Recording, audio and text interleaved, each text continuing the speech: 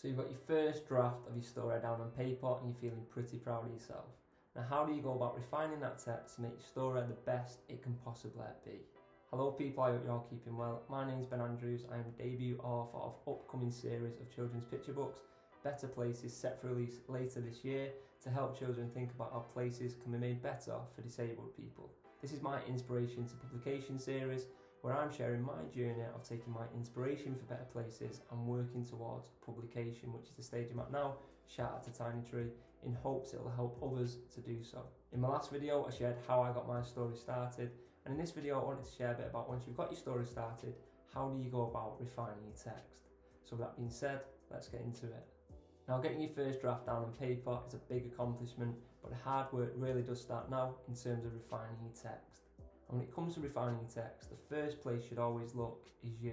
As much effort as you put in up until now to get that first draft done, you should always be the first port of call. You do this by reading the story over and over again, looking for any spelling mistakes, punctuation issues, any problems with the story or the characters that you might have missed in the rush to get that first draft finished. You also need to do your research by reading books, watching videos, doing courses, anything to improve your skills as a writer and in turn your story as an author. For me this meant watching hours and hours of YouTube videos over months and months, listening to authors, people in the children's book space, people in the publishing industry, people who'd been there and done that. It also meant buying and reading tons and tons of children's books, looking out for pace, structure, words used, anything that I could extract to apply to my text to make it better. And if you do this for long enough, eventually you will get to the point where you feel like you've taken the story as far as you can on your own, and you'll also start to become quite attached to the story and the characters, so you're probably not best placed to critique or give feedback on it.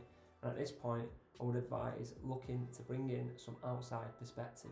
And for most people the easiest place to find this perspective is looking to your inner circle, those close to you, your family, friends and your colleagues. And at this point you're not really looking for any expert insight or perspective, just a fresh set of eyes and likely a fresher brain to read over your text and give you their thoughts and feelings on it. Now in saying that, you might be surprised with who you know. When I reached out to people, I was really surprised by the number of people who had some kind of experience in writing or English literature who was able to provide some real useful feedback, as well as everyone else, to make the text better. But after a while, similar to you, these people want you to do well, they want the story to do well, they become a bit attached to it, so feedback can dry up a bit. And at this point I started looking for more professional help, and this professional help came in the form of professional services for writers.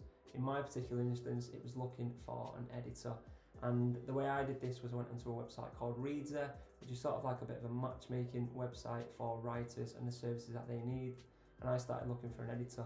Now I would like to say at this stage you are past the nicer pally stage where everyone's going to tell you how what you're doing is fantastic and your story and your books are brilliant. These people are paid to give honest critique. They read hundreds if not thousands of books each year just like yours, so sometimes there's no holding back. When I approached my first editor, the advice I was given was to stop what I was doing, don't go any further, or they didn't feel the text or the story was going to work and that was wasting my time. So yeah, definitely no punches held there. So it's important to take that on the chin, have thick skin and just keep going, because you will eventually find someone who works for you and your text will work for them. So I kept going, looking on Reader, and I found an editor who had some experience editing books similar to mine, and he was also really interested in the direction I was trying to take the book, so a really good match. And from there we went back and forth for months and months, trying out different things, testing out new ideas. And what I really liked about this is it wasn't forced upon me a new idea, even if they felt it was a better market fit or it'd work better. If it didn't feel comfortable for me, I didn't go with it, and he was really supportive of that and said, whatever you go with, we'll try and make that text the best it can possibly be, even if they didn't necessarily agree with it. It's a paid service, so you get the final shout. And after a while your editor will eventually say that they've taken the story as far as it can possibly take it, or at least they should do. And at this point you might feel like the story is the best it can possibly be, it's been through the editing process, why not just reach out to publishers now? But I would advise some additional steps. And the next one, which is really important, is engaging with your market. And what I mean by your market are the people who you want your book to land with. Who do you want the eventual readers to be? So for me this meant reaching out to teachers, parents and most importantly children, sending in my text and getting their thoughts and feedback on it, and I got some really useful feedback from that. Now I would say this is probably the most important feedback you are going to get, so make sure you consider it and apply it where you can. Another group of people you might want to run your text by, where applicable, are sensitivity readers. And sensitivity readers are people who share the characteristics of the people that you're writing about in your story, or have experience of the story you are trying to tell. And these people are usually really well versed in all the nuances to do with a particular demographic or storyline, any problematic narratives, and how to represent people in the most appropriate way. So for me, this was really useful, as I don't share the lived experience of some of the characters that I've written about. And even for me, as someone who considers themselves quite indoctrinated within the disabled community, there were some narratives or things that I was unaware of that I needed to amend and change in the story. So well worth the investment, not appropriate for everyone, but in my case it definitely was. And the final point I wanted to touch on is your community. When I say your community, is as soon as you become a writer, you are part of the writing community, whether you know it or not. And the writing community are people going down a similar journey to you.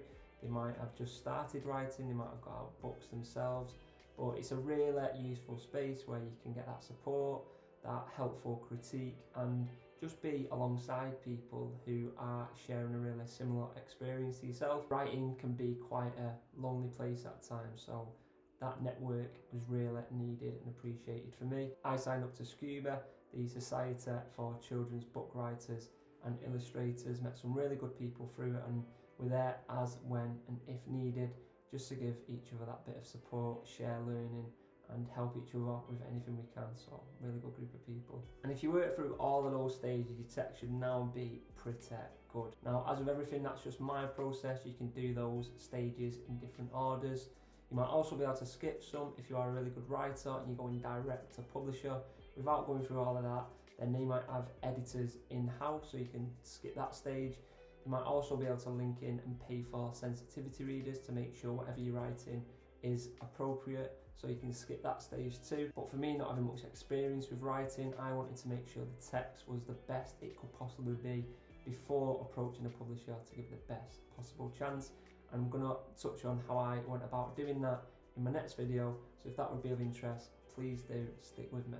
Thanks for listening, I hope you enjoyed this video. If so, please do follow, subscribe, like, share and comment below. I'd love to hear your thoughts on refining your text. Did you follow a similar process? Did you do things a bit different? And have you got any useful tips and hints for others looking to do so? And on that, I hope you all keep well, keep safe, and until next time, take care.